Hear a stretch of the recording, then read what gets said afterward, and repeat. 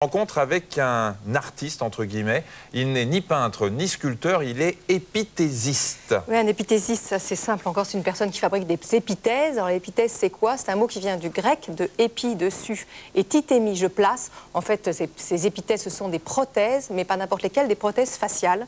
Et c'est vrai, vous allez le voir, que de fabriquer des épithèses, en dehors du fait que c'est très utile, ça relève effectivement de l'art. Voilà un portrait signé Géraldine Laura et Marc Lavastrou. Attention, attention, certaines images de mutilation pourraient choquer, surtout les enfants. Les tempes grisonnantes, le front légèrement dégarni. En apparence, ce jeune homme de 34 ans ne présente aucun signe particulier. Et pourtant, cette oreille n'est pas la sienne. Le 8 avril 1990, sur une route du sud de la France, il a été victime d'un très grave accident de la route. Il a foncé sur un pilier en béton. La voiture s'est retournée sur elle-même. Il a eu 2 accidents dans le même, si vous voulez, un de face et la voiture s'est retournée sur le côté. Et c'est le deuxième accident qui a provoqué la perte de l'oreille. Atteint d'un grave traumatisme crânien, Christophe a subi de nombreuses opérations.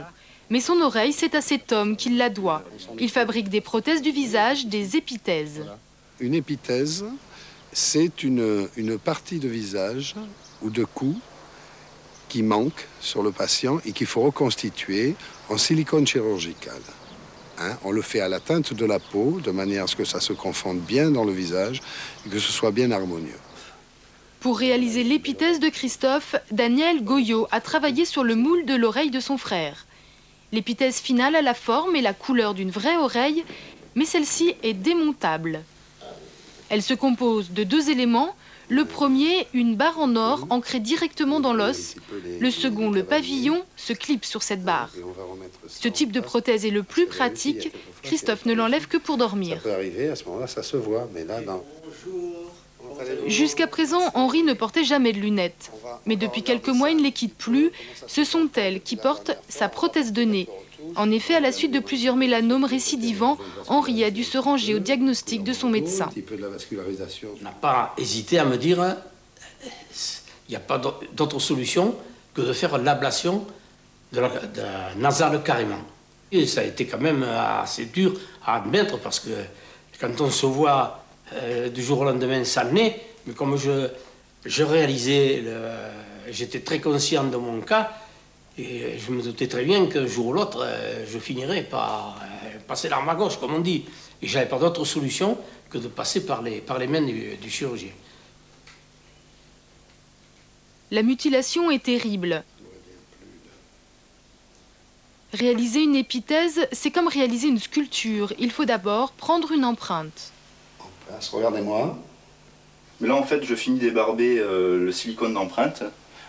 Qui va servir donc pour faire le moulage en plâtre, à l'intérieur duquel on va couler une résine. Voilà. Et donc on a nos 2 parties de moule. La première partie de la prothèse est terminée. Cette plaque en résine reliera le nez à la monture de la lunette.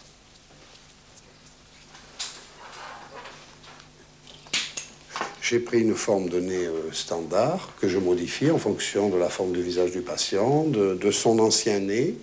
On ne peut pas se respirer tout le temps du vrai nez. Parce qu'en fonction du retrait qu'on a fait sur ce patient, c'est-à-dire on appelle ça l'exérèse, le visage se modifie. Donc nous, on est obligé au feeling d'interpréter un visage et de mettre un nez ou une oreille qui correspond à l'ensemble du visage. Après avoir créé la forme, reste à donner au silicone la teinte la plus proche de celle de la peau. Au départ, on n'a que 3 couleurs de base, qui sont le blanc pour l'opacité, le jaune et le rouge. Et on s'approche donc d'une teinte dite générale, à l'issue de quoi on va affiner la couleur avec ce qu'on appelle le flocking, c'est-à-dire ce sont un mélange de pigments et de textiles. C'est un travail d'artiste. C'est un travail d'artiste à 100%.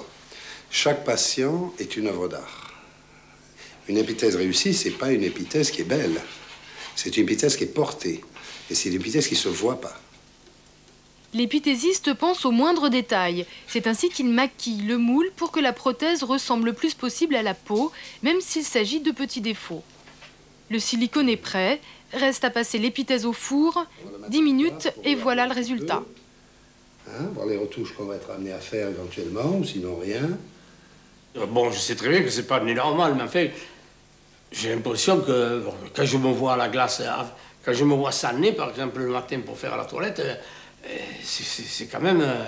il faut dire que c'est gênant, parce que vous savez, quand on est meurtri physiquement, on l'est moralement aussi. Hein. Le jour où j'ai eu la prothèse, je suis sorti et je vous dis, tellement bien que les gens ne se rendaient même pas compte, ceux qui n'étaient pas au courant, ne se rendaient même pas compte que j'avais une prothèse à la place du nez. Que l'on ne remarque pas son travail, c'est finalement le plus joli compliment que l'on puisse faire à son épithésiste.